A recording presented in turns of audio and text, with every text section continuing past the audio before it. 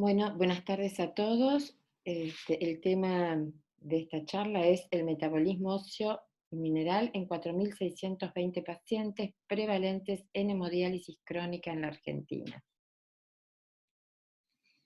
Este es un estudio que se llevó a cabo a fines del 2018 en nuestro país, gracias a la colaboración de todos los médicos que figuran en esta diapositiva, que colaboraron con nosotros con la actualización de los datos relacionados al metabolismo mineral y que, bueno, como les dije, fue gracias a ellos pudimos realizar este estudio.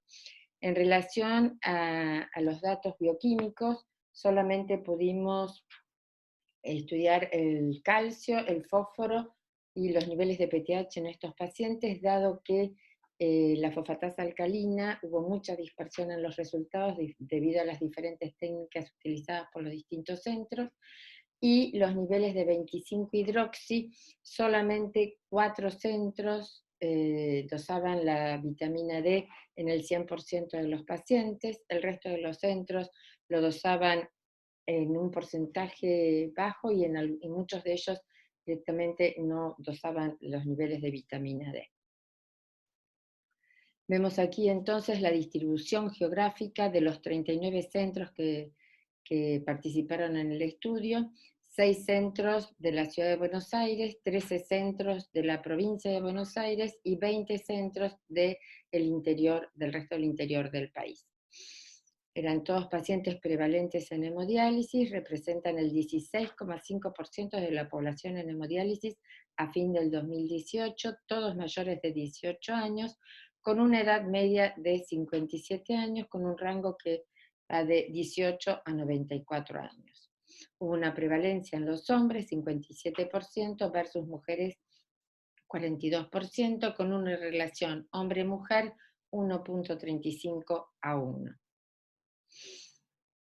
Los niveles de calcio, fósforo y paratormona son los que sugieren, que tuvimos en cuenta, son los que sugieren el consenso de metabolismo óseo mineral de la SAN, que es para el calcio 8,4 a 9,5, fósforo 3,4 5,2 y 2 a 9 veces el valor máximo normal para la paratormona, que la paratormona, como ustedes saben, es lo que sugieren las CADIGO. El consenso siguió a las CADIGO en relación a los niveles de paratormona, pero las CADIGO 2017 no sugieren rangos de calcio y fósforo para los pacientes en diálisis. Por lo tanto, el consenso se guió para estos rangos de calcio y fósforo por los que el estudio Cosmos pudo encontrar como que son los rangos que se asocian a menor riesgo de mortalidad. La diferencia con el calcio, por eso se los traigo, el estudio Cosmos encontró que el rango de calcio entre 7,9 a 9,5 es el que se asocia a menor riesgo de mortalidad, y bueno, nosotros no pusimos 7,9, sino el límite inferior del método. Recordemos que el estudio Cosmos fue un estudio prospectivo observacional a 3 años y que ellos pudieron determinar rangos de calcio, fósforo y paratormona que se asociaron a menor riesgo de mortalidad, como así también niveles de calcio, fósforo y PTH que se asociaron a menor mortalidad y que los vamos a poder comparar con nuestros resultados. Entonces, aquí vemos los niveles de calcio y de fósforo en los 4.620 pacientes. La media de calcio fue de 8,6 y la de fósforo 4,9. Entonces, si vemos el estudio Cosmos, que recuerden que fue un estudio de más de 6.000 pacientes en 20 países de Europa, ellos encontraron que el nivel de calcio que se asoció con menor riesgo de mortalidad fue 8,8, y fíjense ustedes que no llega a un 3% de diferencia, está bastante cercano. Con respecto al fósforo, el nivel de fósforo sérico que se asoció a menor riesgo de mortalidad es 4,4, y aquí tenemos más de un 11% de diferencia, estamos alejados. Vemos aquí los rangos de cumplimiento en cuanto al rango objetivo de calcio y de fósforo. En rango, de calcio, solamente en el rango objetivo estaba el 56,7%, por arriba de 9,5 al 10,8% de la población, y por debajo de 8,4 el 32,5%. Con respecto al fósforo, en rango de fósforo estaba el 50% de los pacientes, por arriba del 5,2, 39%, y por debajo de 3,4, 10,5%.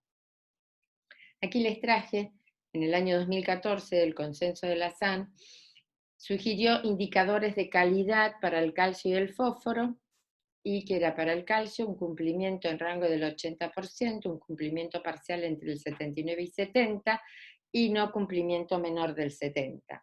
Y para los niveles de fósforo sérico, un cumplimiento por lo menos del 60%, parcial entre el 59 y 50, y no cumplimiento menor del 50.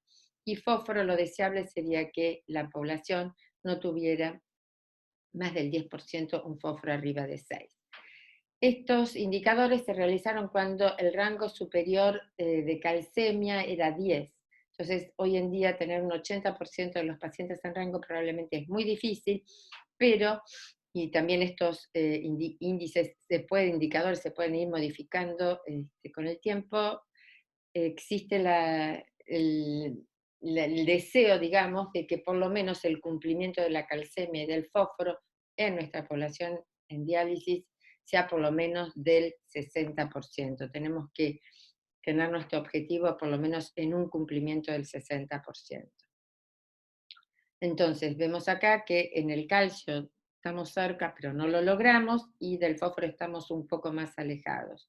Que tenemos un alto porcentaje del 32%, 32,5% con calcios bajos, y que esto puede ser debido, por un lado, a una disminución en el uso de quelantes cálcicos, que eso estaría muy bien, y por otro lado, también a la introducción de calcimiméticos. Vamos a comparar acá los porcentajes de cumplimiento en rango de los 4.600 pacientes y el cumplimiento en rango en los últimos 3 años, 16, 17 y 18, del registro argentino. Recordemos que estos son 4.620 pacientes en hemodiálisis, y el registro son pacientes en hemodiálisis y en diálisis peritoneal, y que tienen levemente distinto el rango, pero bueno, fíjense que tampoco hemos logrado en el registro un cumplimiento ni en el calcio ni en el fósforo en el rango de por lo menos un 60% de cumplimiento. Y aquí lo que vemos acá son datos de Estados Unidos. Esto corresponde a la página web de los reportes de las DOPS de Estados Unidos, que son más de 11.000 pacientes en más de 200 centros de hemodiálisis de Estados Unidos, y vemos acá lo correspondiente, que sería a fin del 2018, diciembre del 2018, fíjense ustedes que tienen los mismos rangos que tenemos de calcio en el consenso, y el cumplimiento de calcio en rango es del 62%, 23 por arriba y 15 por abajo, que este sería nuestro objetivo a lograr. Con respecto al fósforo, acá no hay mucha diferencia con lo logrado en Estados Unidos. Fíjense que solamente el 53% en rango, 39 igual que nosotros por arriba del fósforo, y eso que es un poquito mayor, y tampoco hay diferencia con el porcentaje de pacientes con fósforo inferior al rango inferior, a menor a 3,5.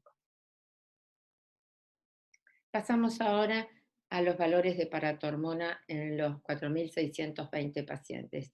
La media que encontramos fue de 601 picogramos por mililitro y 437 picogramos por mililitro de la mediana. Y el estudio Cosmos lo que observó que el nivel de paratormona de 300, nivel sérico de paratormona de 398 picogramos por mililitro fue el que se asoció a menor riesgo de mortalidad y que está alejado del nuestro de 601. Y ahora vamos a ver la distribución porcentual de acuerdo con los niveles de paratormona en los 4.620 pacientes. Este sería el rango objetivo, 2 a 9 veces el valor normal, y se tomó entre 150 y 600 debido a los diferentes ensayos utilizados en los 39 centros para el dosaje de PTH. Entonces, de manera arbitraria se tomó entre 150 y 600 para abarcar todos. Y vemos que el cumplimiento en este rango es solamente del 50,5% de los pacientes, por arriba de 600 el 34,5% y más de 1000 de PTH el 16,5% de los pacientes, y valores inferiores a 150 en el 15% de los pacientes.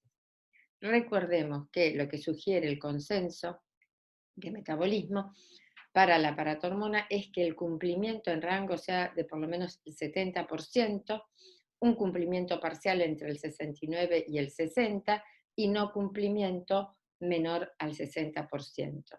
Y que el porcentaje de pacientes con PTH arriba de 1000 no sea superior, o sea, mejor dicho, sea inferior o llegue al 10%, no supere el 10%. Y aquí lo vamos a comparar entonces lo que hallamos en nuestros pacientes con el registro argentino de la misma época, fines del 2018, y recordemos que acá en el registro son hemodiálisis y diálisis peritoneal, y vemos que no hay diferencia ni en el rango objetivo de PTH, hay un porcentaje menor de pacientes por arriba de 600, y que hay un porcentaje mayor en los pacientes por debajo de 150. Y hay un trabajo que se relaciona a los pacientes en hemodiálisis al año 2010 del doctor Doutat y colaboradores, con un número de pacientes de 1210 pacientes en hemodiálisis, que el rango de PTH, el porcentaje de pacientes en rango fue de 47%, o sea que no hay diferencia con lo encontrado en nuestros pacientes. El rango de PTH por debajo de 150 en este trabajo del doctor Doutat y colaboradores fue del 24%, y por arriba de 600 el 28%, igual que lo que se observó en el registro. Y aquí vemos los niveles de paratormona, el cumplimiento, que son exactamente igual los rangos. En diciembre, entre 150 y 600, el 65% de la población de los centros de pacientes en hemodiálisis estaban en rango, con un 25% por arriba y 10% por abajo de 150. O sea que este es un objetivo también muy interesante para que logremos nosotros. Y si hacemos el promedio desde el año diciembre del 2015 a diciembre del 2019, vemos que en rango el 66% de los pacientes están en rango de PTH, 23 por arriba y 11 por debajo de 150.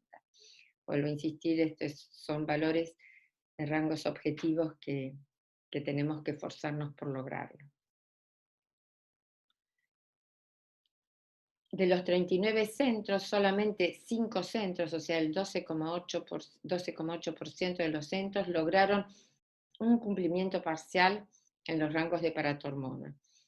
O sea, el rango es arriba de 70, ninguno lo logró, pero hubo 5 centros que tuvieron sus pacientes con 60 o más por ciento, no llegando a 70, de sus pacientes en rango objetivo de PTH. Y de los 39 centros, 15,3%, 6 centros, lograron que menos del 10% de sus pacientes no superaran valores de paratormona mayor a 1000 picogramos por mililitro. Vemos acá que hay dos centros más que apenas superaron el 10%.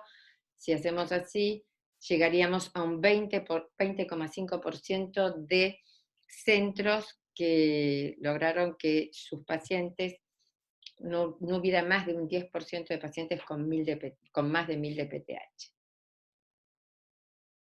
Pasamos ahora a los medicamentos utilizados. Yo no les dije al principio, se le pidieron los datos de los parámetros bioquímicos del metabolismo mineral a los distintos centros, y también se les pidió la medicación que utilizaron para el manejo de las alteraciones del metabolismo óseo mineral, tanto quelantes como drogas para el control del hiperpara. y vemos que el uso de quelantes cálcicos en los 4.620 pacientes fue casi del 47%, casi el 30% de sevelamer, 37,6% de calcitriol, casi 11% de paricalcitol y 20% de sinacalcet.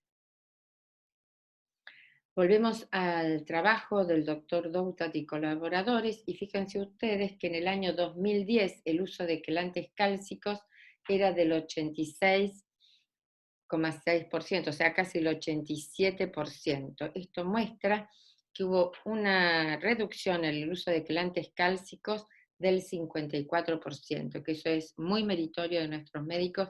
Se ve el esfuerzo que han hecho para disminuir el uso de quelantes, que ya desde las últimas CADIGO 2017 y del consenso sugieren que disminuir el uso de quelantes cálcicos, que el aporte de calcio con los quelantes no supere 1 gramo, y que este sea el aporte total de calcio para los pacientes.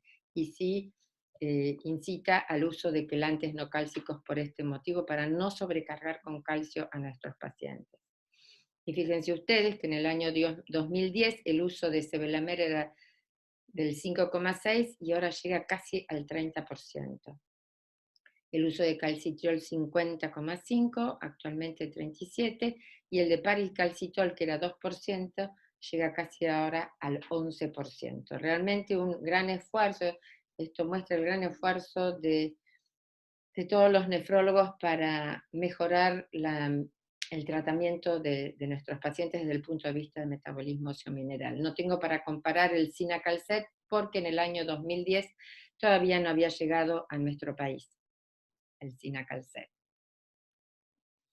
Bueno, y aquí lo que vamos a ver es cómo es el uso de medicación en los diferentes centros, o sea, la diferencia, como acá lo vemos, en quelantes cálcicos. Hay centros que utilizan quelantes cálcicos entre el 80 y el 94% de sus pacientes, y como en otros centros el uso de quelantes cálcicos ha disminuido de manera muy importante.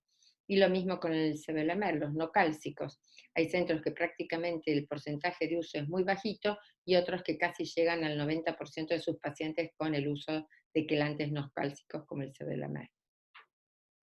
Con respecto al calcitriol, hay centros que lo utilizan entre un 2,7 a un 7%, y otros que siguen utilizando casi en el 70% de sus pacientes calcitriol, y paricalcitol surge lo mismo. Hay centros con muy bajo uso de paricalcitol y otros que llegan casi al 50% de sus pacientes con paricalcitol. Con el sinacalcet vemos exactamente lo mismo, centros con un bajo uso y otros que llegan a un poco más del 50% de uso de sinacalcet en sus pacientes. Veamos que el 9,7% de los pacientes habían informado que habían tenido intolerancia al sinacalcet. Conclusiones que podemos sacar. Solo el 50% de los pacientes de la población analizada en hemodiálisis presentan niveles de paratormona en rango objetivo. La prevalencia del hiperpara secundario en nuestra población es superior a la deseable. El porcentaje de pacientes con paratormona mayor a 1000 picogramos por mililitro también es superior al esperado.